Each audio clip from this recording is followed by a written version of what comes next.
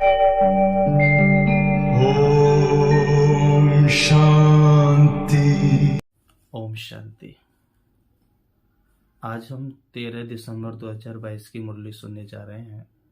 इस मुरली के अंदर बाबा हमें महाशिवरात्रि का महत्व समझा रहे हैं कि शिवरात्रि को हमें कितने धूमधाम से मनाना चाहिए। तो आइए बहुत प्यार से बाबा की मुरली का पान करेंगे। मीठे बच्चे, शिव जयंती का त्योहार बड़े से बड़ा त्योहार है। इसे तुम बच्चों को बहुत धूमधाम से मनाना है, जिससे सारी दुनिया को बाप के अवतरण का पता पड़े। प्रश्न है, तुम बच्चों को किस बात में सुस्ती नहीं आनी चाहिए? अगर सुस्ती आती है तो उसका कारण क्या है? तो बाबा समझाते हैं, पढ़ाई व योग में तुम्हें जरा भी सुस्ती नहीं आनी चाहिए। लेकिन कई बच्चे समझते हैं सभी तो विजयमाला में नहीं आएंगे, सब तो राजा नहीं बनेंगे, इसलिए सुस्त बन जाते हैं, पढ़ाई पर ध्यान नहीं देते। लेकिन जिसका बाप से पूरा लव है वह एक्यूरेट पढ़ाई पढ़ेंगे, सुस्ती आ नहीं सकती। बाबा ने दूसरा प्रश्न पूछा, चलते चलते कई बच्चों की अवस्था डगमग क्यों हो जाती है? तो बाबा समझाता है, क्योंकि बाप को भूल देह अहंकार में आ जाते हैं। देह अहंकार के कारण एक दो को बहुत तंग करते हैं।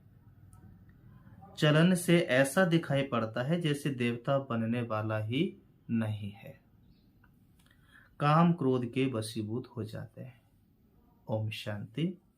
सभी ब्राह्मणों को यह पता है कि शिव जयंती है मुख्य।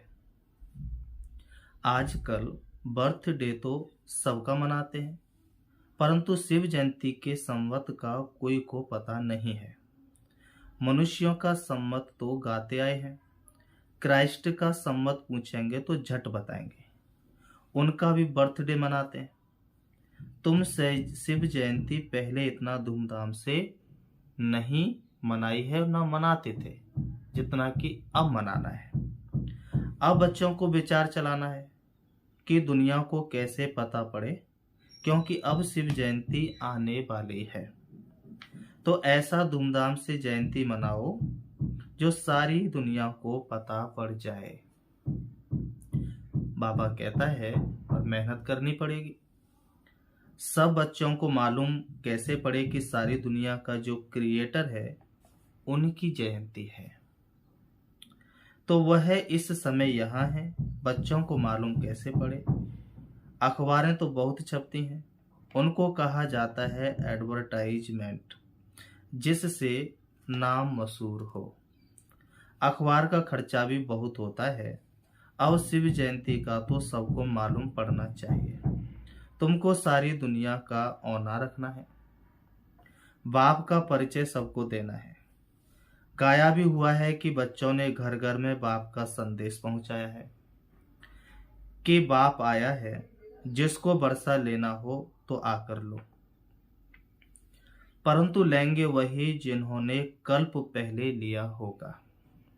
आत्मा तो जानती है, अब सबको मालूम पड़ेगा तो आ जाएंगे, क्योंकि और धर्मों में बहुत कन्वर्ट हो गए हैं। तुम भी अपने को देवी देवता थोड़ी समझते थे, तो शुद्ध धर्म में थे, अब तुमको बाप ने समझाया है। तुम अब समझ सकते हो कि हमको कौन पढ़ाते हैं, फिर भी घड़ी घड़ी भूल जाते हैं, तो जिस कारण उन्हों की अवस्था भी ऐसी ही रहती है। देवता बनने के जैसे लायक ही नहीं बनते हैं, तो काम का भूत व देह का अभिमान का भूत होने से बाप को याद नहीं कर सकते।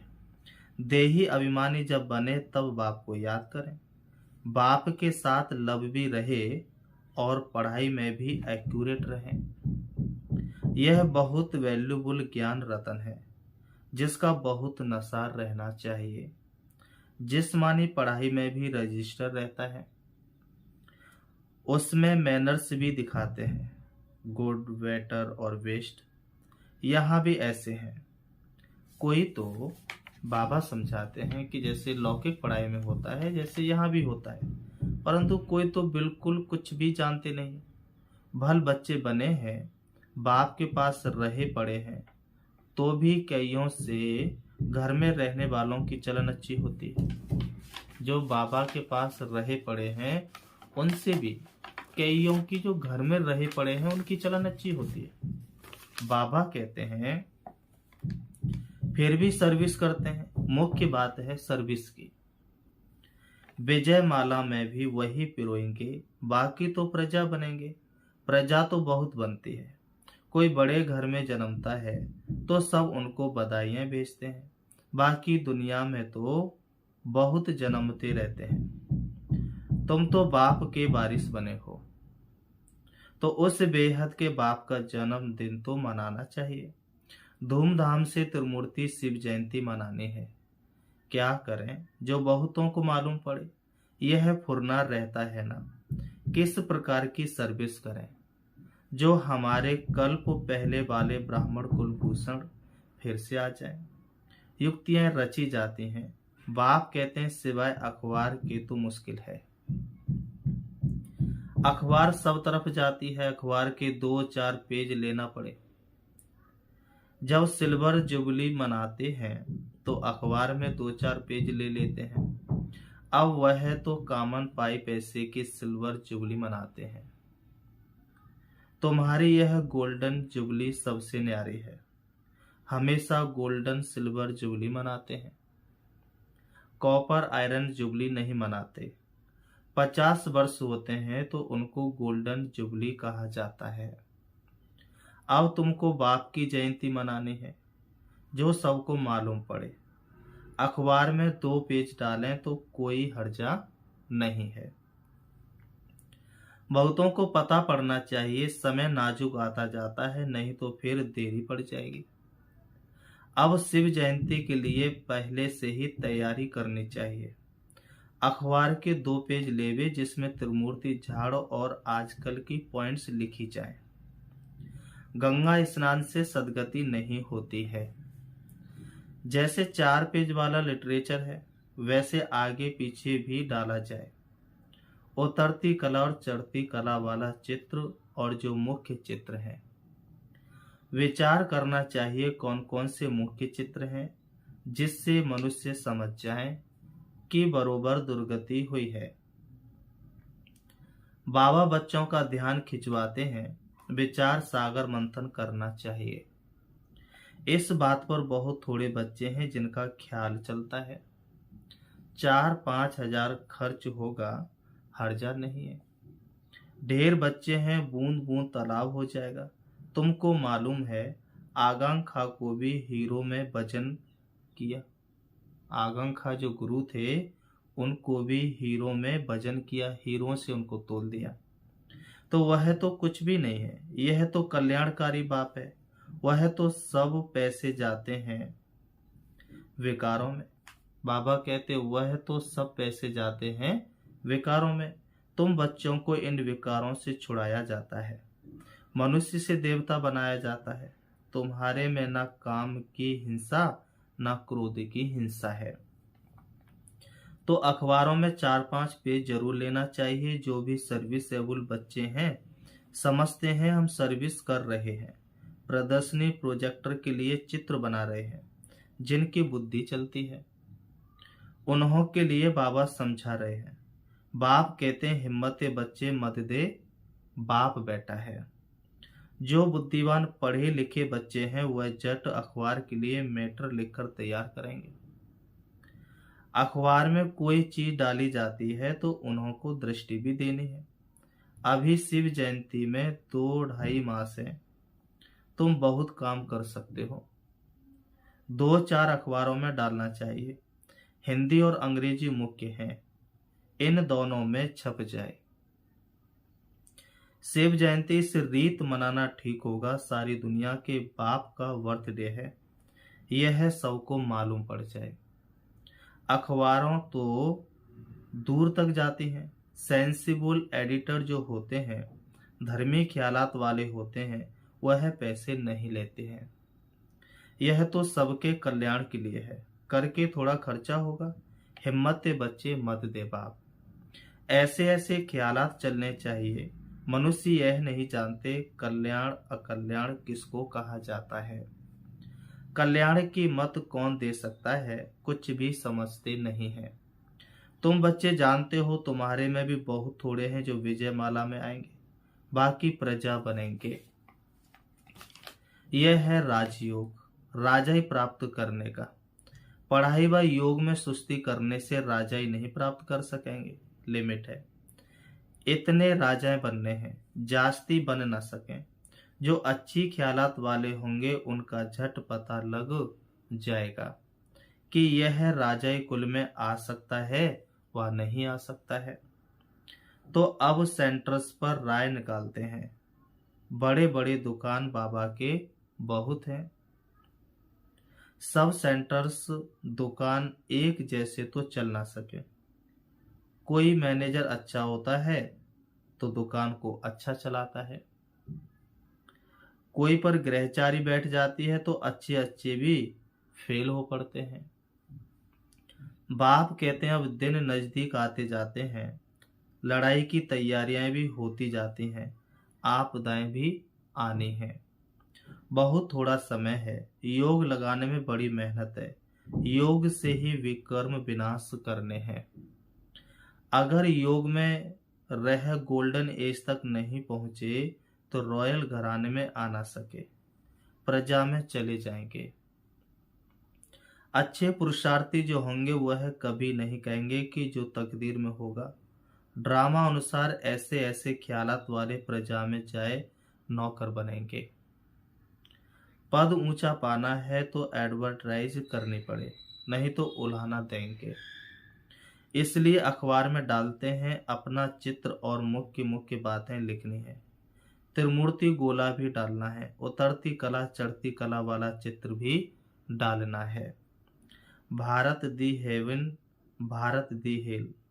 हेवन में कितना समय रहते, हेल में कितना समय रहते, अब बाबा डायरेक्शन दे रहे हैं। अगर कोई मुरली मिस कर दें तो डायरेक्शन का पता नहीं पड़ेगा, मददगार बन नहीं सकेंगे।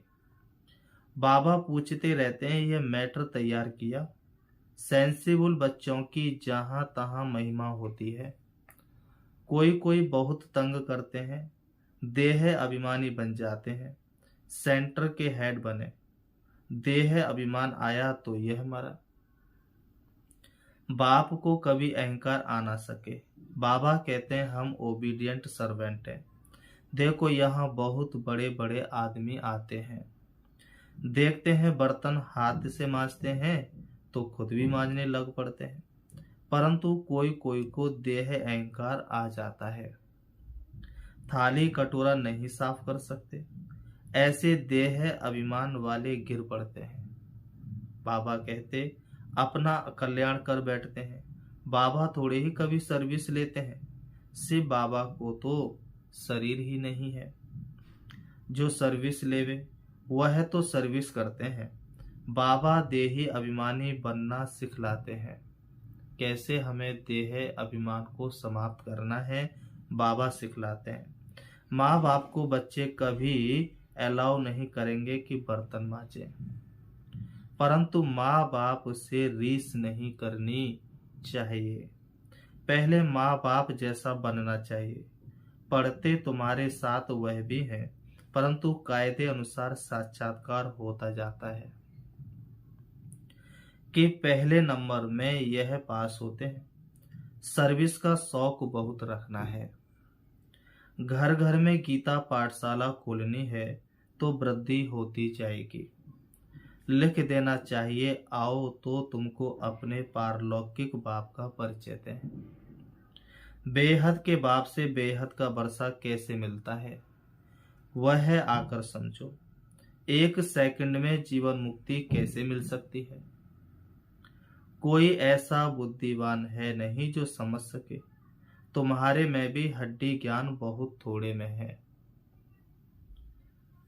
जिनको ज्ञान का नशा चढ़ा हुआ है वह अपनी राय निकालते रहते हैं। स्लोगन की समझानी भी लिखनी पड़े। दहेली बॉम्बे में बहुत समझू बच्चे हैं जिनको बहुतों का परिचय है। वह यह काम कर सकते हैं। एडिटर्स को समझाना चाहिए। उन्हों के हाथ में बहुत होता है, हाफ दाम में देवे, क्वार्टर में देवे। रिलीजियस बातें फ्री में भी डाल सकते हैं। बाबा राय देते हैं इस शिव जयंती को बहुत धूमधाम से मनाया जाए। ऐसी प्रेरणा आई है। बाबा कहते हैं खर्चा का हर्जा नहीं, चित्र छपाओ। रंगीन वीकली छोटी होती है, इसमें चित्र, बाबा कहते इसमें चित्र क्लियर चाहिए। बाबा सर्विसेबल बच्चों को राय देते हैं और सर्विसेबल बच्चे ही रेस्पॉन्ड करेंगे, आइडिया लिखेंगे, मैटर तैयार करेंगे। अलग मैटर छपाकर भी अखबार के साथ भेज सकते हैं। बाबा कहते अलग मैटर छपाकर भी अखबार के साथ भेज सकते हैं। वह भी अखबार वालों से प्रबंध करा सकते हैं। अखबार के अंदर पर्चा डाल देंगे। आगे ऐसे अलग कागज छपाकर दूसरों की एडवर्टाइज का अखबार में डाल देते थे। अभी शायद बंद कर दिया है, परंतु पुरुषार्थ करने से हो सकता है, नहीं तो सबको मालूम कैसे पड़े। त्रिमूर्ति शिव जयंती का प्रदर्शनी भी 7 रोज चलती। शिव जयंती का तो एक दिन है, वह धूमधाम से मनाना है। अच्छा, तो फिर बाबा कहते मीठे मीठे सिकलिधे बच्चों प्रति माता पिता बाप दादा का याद प्यार और गुड मॉर्निंग। रूहानी बाप की रूहानी बच्चों को नमस्ते। रूहानी हम बच्चों की रूहानी बाप दादा को याद प्यार और नमस्ते नमस्ते नमस्ते। धारणा के लिए मुख्य सार नंबर 1, बाप का मददगार बन सभी को बाप का परिचय देने की युक्ति रचनी है। विचार सागर मंथन करना है। ज्ञान के नशे में रहना है। देह अहंकार छोड़ देही अभिमानी बनना है। अपनी सेवा दूसरों से नहीं लेनी है। माँ बाप से रीस नहीं करने हैं, उनके समान बनना है। वरदान, स्नेह की शक्ति द्वारा मेहनत से मुक्त होने वाले परमात्म स्नेही भव। स्पष्टीकरण, स्नेह की शक्ति मेहनत को सहज कर देती है। जहाँ मोहब्बत है वहाँ मेहनत नहीं होती। मेहनत मनोरंजन बन जाती है। भिन्न भिन्न बंधनों में बंधी हुई आत्माएं मेहनत करती हैं, लेकिन परमात्म स्नेही आत्माएं सहज ही मेहनत से मुक्त हो जाती हैं। यह स्नेह का वरदान सदा स्मृति में रहे तो कितनी भी बड़ी परिस्थिति हो, प्यार से स्नेह से परिस्थिति रूपी पहाड़ भी परिवर्तन हो पानी के समान हल्का बन जाता है। स्लोगन है, सदा निर्विघ्न रहना और दूसरों को निर्विघ्न बनाना, यही यथार्थ सेवा है। सदा निर्विघ्न रहना और दूसरों को भी निर्विघ्न बनाना, यही यथार्थ सेवा है। अच्छा, ओम शांति, ओम शांति। अभी हम 5 मिनट शिव बाबा को याद करते हैं। अपने आप को सम्मान देंगे। मैं सर्वश्रेष्ठ आत्मा हूँ। प्यारे पिता परमात्मा की कोटों में कोई, कोई में भी कोई, पद्मा पदम भाग्यशाली आत्मा हूँ। स्वयं पिता परमात्मा ने मुझे कोटों में से कोई, कोई में से कोई चुना है। मुझसे ज्यादा बड़ा भाग्य किसका हो सकता है। मैं पद्मा पदम भाग्यशाली आत्मा हूँ।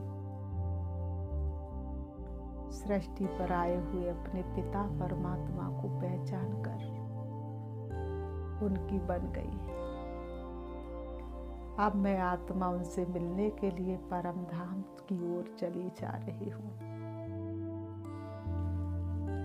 इस देह की दुनिया से दूर मैं आत्मा उड़ रही हूँ। सूरज चांद सितारों से पार, फरिश्तों की दुनिया जहाँ फरिश्तों के बादशाह ब्रह्मा बाबा विराजमान है। उससे भी ऊपर मैं आत्मा पहुंच जाती हूँ परम धाम शांति धाम में, जहाँ हल्के सुनहरे लाल रंग का आसमान है, चमकता हुआ दिव्य सितारा है। वही मेरा शिव बाबा है। मैं आत्मा अपने पिता परमात्मा के सन्मुख हूँ। बाबा से रोहान कर रही हूँ, बाबा आप कितने महान हैं, ऊंचे से ऊंचे हैं। आपने मुझे क्या से क्या बना दिया। सारी दुनिया जिसको ढूंढ रही है, मैं उन सृष्टि के रचयिता परमात्मा के सामने हूँ। उनका बच्चा बनने का मुझे सौभाग्य मिला। उनकी सानिध्य में रहने का मुझे भाग्य मिला।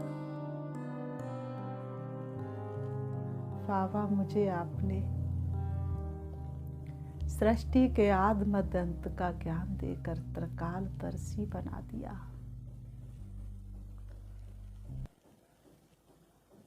मैं बाबा जो हूँ, जैसी हूँ, आपकी हूँ। मेरे सर्व संबंधी आप हैं।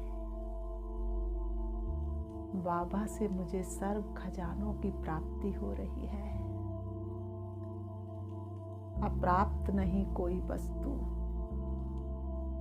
पाना था सो पा लिया, अब कुछ बाकी नहीं रहा है। बाबा मैंने आपसे सब कुछ पा लिया।